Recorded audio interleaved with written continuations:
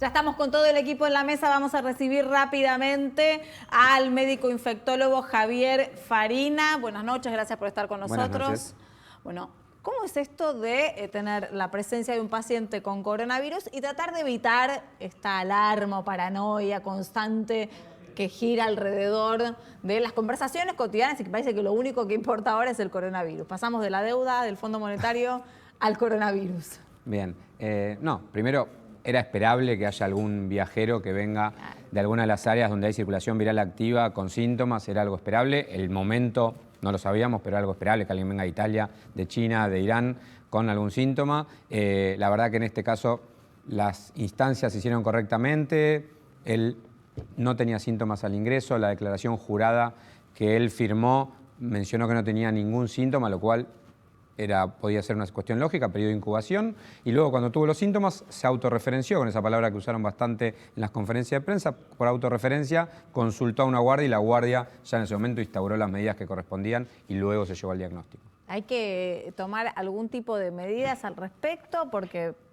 no sé, yo escucho constantemente, no sé qué les pasa a ustedes, pero constantemente a personas que quieren salir a comprar barbijos, que quieren, ante el mínimo síntoma, ya descartar que tengan coronavirus. Por ahí no viajaron a ningún lado. Pasé por la esquina, contaba fuera del área, pasé por la esquina de Porredón de Santa Fe y ya había 5 o 6 con barbijos. Bien, bueno, tema barbijos ya venimos repitiendo, no lo recomendamos a la población general, ni el Ministerio de Salud, ni la Sociedad Argentina de Infectología, ni la Sociedad de Terapia Intensiva. Recomendamos el uso de barbijo en la población general que no esté enferma. El que tiene que colocarse barbijo es quien tiene síntomas para no transmitirlo. Y si voy a atender a un paciente que es un caso sospechoso, que está enfermo, ahí sí debo colocarme barbijo porque voy a estar en contacto mucho más cercano con sus secreciones. La forma más frecuente de transmitir esto o de contagiarse uno es tocar una superficie con estas secreciones. El virus no va más allá de 1 metro, ¿sí? O sea, no queda en el aire suspendido, sino que va 1 metro y cae en la superficie que esté. Y lo que uno se contagia tocando la superficie y llevándose las manos a la boca, a los ojos. Y justamente usar barbijo muchas veces lo que hace es que uno esté en contacto con la cara, con la mano, sin el lavado de manos correspondiente y tenga más chance incluso de contagiarse. Mira, sí, he observado en estos últimos días que también una famosa cadena de farmacias acá en la Ciudad de Buenos Aires decía que estaba sin stock de barbijos, que pronto iban a reponerlo. Presté atención a eso en los últimos días, pero ¿qué tiene que hacer la gente, digamos, si quiere prevenir sin tener que usar barbijo? Lavado de manos, o sea, repetir lavado de manos. Si estoy en casa, lavado de manos con agua y jabón, está ok. Acá tengo una pregunta. A ver. ¿El alcohol en gel reemplaza el lavado de manos? Sí, reemplaza el lavado de manos. Lo que tiene el alcohol en gel es que con el uso repetitivo se hace como una película, ¿sí? Y en algún momento necesito el lavado de manos igual con agua y jabón. Pero sí, reemplaza el lavado de manos y lo puedo usar, por ejemplo, si estoy en un transporte público, voy a una reunión fuera de mi casa, lo puedo utilizar. Y es importante eso, no llevarse las manos a la cara antes del lavado de manos cuando estoy en un transporte público. Eso es lo primero. Si hay alguien tosiendo, estornudando cerca mío, alejarse más allá de 1 metro. Obviamente uno lo trata de hacer, eso lo teníamos que hacer, digamos, todo el tiempo. Y si yo soy el que tengo síntomas, primero consultar y aparte ahí sí la colocación del barbijo, y si tengo que estornudar o toser, sobre el pliegue del codo y no sobre la mano. No estamos acostumbrados a estornudar sobre el pliegue del codo. Y una consulta desde la concientización, ¿no? Porque acá estamos hablando de un paciente que venía de un vuelo, primera clase. Por ahí estamos hablando de un nivel de información distinto que lo llevó a tomar conciencia de que estaba teniendo algunos síntomas, de dónde venía. ¿Cree que las políticas que ha adoptado el Ministerio de Salud en las últimas semanas han llevado a que la población en general tome conciencia de los riesgos y de cómo prevenir? Sí, la verdad que creo que sí, que esto de la autorreferencia, de que todos conozcamos cuáles son los síntomas, que si venimos de uno de estos lugares consultemos ante la aparición de síntomas, me parece clave y me parece que se difundió y que hay que seguir. O sea, tenemos que seguir difundiéndolo, no hay que pararlo, sino que hay que seguir difundiéndolo. A ver, hay más cosas, ¿no? Hay que preocuparse, no, hay que ocuparse, hay que informarse, hay que conocerlo, hay que estar tranquilo, hay que saber de estas medidas, no salir a comprarse barbijo, no quedarse escondido en su casa o sacar a los chicos del colegio, no, hay que estar las cosas con calma, hay que conocer lo que es, la tasa de letalidad es baja, o sea... Eso te iba a preguntar, ¿no? Porque tengo entendido que es baja, decinos de cuánto es y si podés comparar con otras enfermedades. ¿Y a qué se debe entonces tanta excitación? Bien. General y global, ¿no? En los medios, en todos lados, si la tasa es tan baja de mortalidad. Bien, empiezo por el final. Dale. O sea, ¿por qué tanta desesperación? Primero porque es desconocido, es una respuesta quizás sencilla, pero que tiene mucho que ver. Aparece algo nuevo, empiezan a aparecer muchos casos. la posibilidad de tener el acceso a los mapas que ustedes seguramente han estado viendo con la cantidad de casos, con el puntito rojo en el país nuevo, eso también ha generado una difusión muy importante de la información que lleva también a esta paranoia o exageración de la preocupación. Y luego la otra cuestión es que esta entidad, obviamente como es nueva, no tiene vacuna. Y esa es la gran diferencia con quizás sus parentescos como la gripe, la neumonía por neumococo, ¿sí? Otra de las causas internacionales por neumonía, con lo cual que esas son sí 2 entidades que podemos vacunar. Y a la gente que le va mal con el coronavirus también es a la que le va mal con influenza y con neumococo. Recordemos también eso, ¿no? Que no necesariamente que sea un paciente con coronavirus significa que va a morirse. Más del 90% de los infectados con coronavirus es un cuadro leve. ¿Sí? Es un cuadro leve. ¿La tasa de mortalidad? La tasa de letalidad, porque sí, a ver. esto es una cuestión terminológica, pero sí. importa cuando alguien después busca en Google o eso. Cuando hablamos, en este caso es letalidad porque es sobre infectados. Es la cantidad de gente que fallece sobre la cantidad de infectados. Para hablar de mortalidad hablamos de población. Y para hablar de población necesitamos más tiempo para sacar una conclusión. ¿Sí? Entonces estos números que están viendo es letalidad, y la letalidad en las series publicadas en menores de 50 años es 0.4%, muy similar a la gripe estacional, a la gripe que circula en el invierno en cualquier lado. Por gripe en Estados Unidos se murieron 15.000 personas este invierno. Claro. Y los muertos por coronavirus son 3.000 en todo el mundo. Y se murieron 15.000 en Estados Unidos por gripe. Entonces, también hay que dimensionar un poco la situación. Obviamente que es desconocido, obviamente que todavía no tiene vacuna justamente por esto, que es algo que se está avanzando y que ya hay estudios, pero las conclusiones las vamos a tener en un tiempo, pero no es más letal que una influenza. Sí se contagia bastante. En el inicio de toda la situación de coronavirus en el mundo, se decía que, bueno, en Argentina veníamos esquivando el problema porque estábamos en verano y la problemática se iba a desarrollar más con la llegada del invierno. ¿Esto es así? Ahora, con la llegada del invierno, ¿podemos llegar a tener proliferación de coronavirus? Sí, no sé proliferación de coronavirus, pero sí aparecen los virus respiratorios. Los virus respiratorios se reproducen mucho más en invierno y aparte tienen mucha mayor capacidad de infectarnos en invierno que en verano. Esto tiene que ver con una cuestión de nuestra inmunidad, por eso aparece la gripe en invierno mucho más que en verano. Lo mismo con el coronavirus. Sí está entrando todavía en una época de temperaturas bastante altas, lo cual podría favorecernos. Incluso en Australia, que hubo un montón de casos importados, como vos dijiste también al principio, que esto es un caso importado, el de Argentina. Todavía no hay circulación viral sostenida en Australia, a pesar de haber llegado un montón de viajeros de Asia en su primer momento. Con lo cual estaríamos en una situación similar. Pero se nos viene el otoño, se nos viene el invierno, se puede solapar. Hoy en la conferencia de prensa hablaban justamente de poder tener las vacunas necesarias para la influenza, para que no se solape todo, porque si no después va a haber consultas por influenza, por neumonía, por neumococo, por coronavirus, todo en un mismo momento. Vamos a concentrarnos ahora en lo que pasó en la Argentina, ¿no? El paciente, por ejemplo, estaba siendo atendido y circuló un video, supongo que lo filmó él mismo, en el que se veía una enfermera, por supuesto con los guantes, con el barbijo, pero no tenía cofia. ¿Eso es un error no sé, de la salud? ¿No tiene importancia que no tenga el pelo cubierto? Porque en el mundo, viste, aparecen todos disfrazados de blanco, recontracubiertos. A ver, está bien.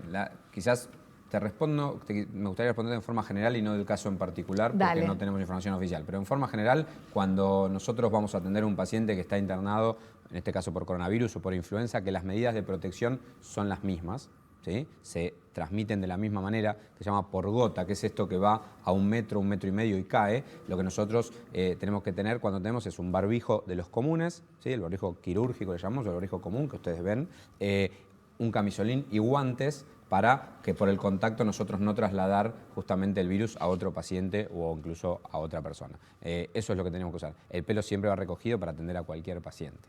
Claro. Bueno, Nico, quiero que me hagas un detalle acá también con el doctor para después analizar qué es lo que sucede cuando uno llega al país y de repente te sorprende las autoridades y te piden algunos datos o llenaste el papelito arriba del avión y dijiste, me duele un poco la garganta. Claro, porque hay algo que siempre llama la atención y es que no solamente la policía o la prefectura o gendarmería tienen la facultad de detenerte, ¿sí? Los médicos tienen por ley una prerrogativa, una autorización, de que también te pueden privar de tu libertad en determinadas excepciones. La número 1, la ley madre de todo esto, que es la Ley de Ejercicio de la Medicina del año 67, habla de los alienados mentales. ¿Sí? Si yo me encuentro con una persona en una situación de alienación mental, un loco en la calle hablando a los semáforos, el médico lo puede detener. Pero claro, ahí, o sea, no es que lo puede decir, va a quedar... Sí, contener en algún punto. No, va a quedar encerrado. El señor lo subo a una ambulancia, lo llevo en contra de su voluntad, pero hay una pequeña excepción ahí. No hay voluntad porque está alienado. Entonces, a partir de ahí se desprenden todas las prerrogativas que los médicos pueden decir, discúlpeme, usted no se va a su casa. No, yo me siento bien, me quiero ir. Está bien, usted se siente bien, pero usted no está en condiciones de irse. No, pero yo me siento bien. Hay muchos casos en los que los médicos, bien, me puede desmentir si me equivoco, dice, bueno, usted... Pero si no nos va a detener. Usted quiere, no es contagioso, puede irse a su casa, quedarse en su casa o pasar la noche en la observación. Decida usted, ¿sí? Pero hay otros casos en el que el médico le dice, tiene el teléfono a mano, bueno, vaya llamando a los parientes, avise, porque usted de acá hoy no se va, ni mañana, ni pasado, y veremos cuándo. Eso, si lo hace cualquier otra persona, vos, yo, Facu, es privación ilegítima de la libertad. Claro. Las únicas 2 personas que pueden hacer eso en Argentina son los oficiales de policía ante determinada situación, flagrancia o por orden de un juez, y los médicos en determinadas situaciones. Habría que ver también cómo se toman las decisiones con el caso acá. La verdad no tengo la información, no sé usted, doctor, pero estaba internado en una clínica privada el paciente argentino que le detectaron positivo el coronavirus y ahora hace instantes lo trasladaban a un hospital público. ¿Eso se dio por algo en especial? ¿Es parte del protocolo? A ver, insisto, me gustaría igual... De verdad que desconozco, no, le pregunto por si sabe. Del caso en particular, tengo entendido que se trasladó a otra clínica privada, ¿sí? Pero lo importante acá también es lo global, las medidas que se toman en estos casos, como bien hablaban recién. O sea, la idea es proteger también a toda la población y hacer el paciente no tuvo ningún problema en entender las medidas, incluso él fue el que consultó. La idea es que termine el periodo de contagio, que es mientras tenga fiebre, luego que termine la fiebre, 48 horas, él puede quedar a hacer sus actividades habituales y lo que se busca es si queda persistencia del virus con metodologías diagnósticas, como es el diagnóstico, se puede buscar persistencia del virus en secreciones respiratorias con hisopados y luego de eso se levanta lo que es el aislamiento y puede seguir actividades habituales, no contagia. Bueno, y aunque ustedes no lo puedan creer, el coronavirus también tiene un trasfondo económico, ¿no, Facundo? Así es, y podemos decir que incluso es mayor el impacto económico que sanitario, si me permite el término, porque en realidad se espera que la economía este año crezca hasta un punto menos de lo esperado. Y esto es muchísimo a escala global. Para que se den alguna idea, algunos números les comparto sobre qué está pasando en el mundo hoy. Prácticamente el 8% de la población mundial, 500 millones de personas, tienen algún tipo de restricción para moverse. 500 millones de personas. Asimismo, China, que es donde nació, digamos, este problema, es la principal economía exportadora del mundo, es la segunda economía del planeta, tiene un sexto del Producto Bruto Interno. ¿Y cómo impacta esto en el resto del mundo? Bueno, es el mayor exportador industrial, superó a Alemania hace un par de años, entonces todos los componentes que hacen a la industria del mundo en gran medida los provee China. Y como justamente China es el principal afectado por este problema del coronavirus, afecta a toda la economía global. ¿Qué pasa también con el rubro tecnológico? También China es el principal proveedor de componentes electrónicos, entonces afecta el abastecimiento de todo el mundo. Pero no queda ahí. Argentina también se ve afectada porque en materias primas China es el principal importador. Ya lo dijimos la semana pasada, no sea que después la resolución de la deuda, si fracasa, sea culpa del coronavirus. Del coronavirus. Bueno, podemos echarle la culpa al coronavirus. Pero bueno, en ese caso también. Imagínense que China es el principal consumidor de casi todas las materias primas.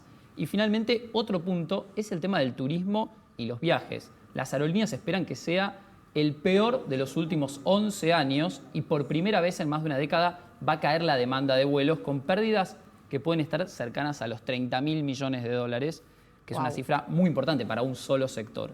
Y también, hablando de economía, me gustaría saber, doctor, si tiene información sobre la inversión que puede llegar a tener una vacuna, un estudio sobre este tema y cuánto tiempo, ¿no? Porque si se empezó ahora, por ahí la vacuna, no lo sé, pero no se fabrica una vacuna en 2 meses. No.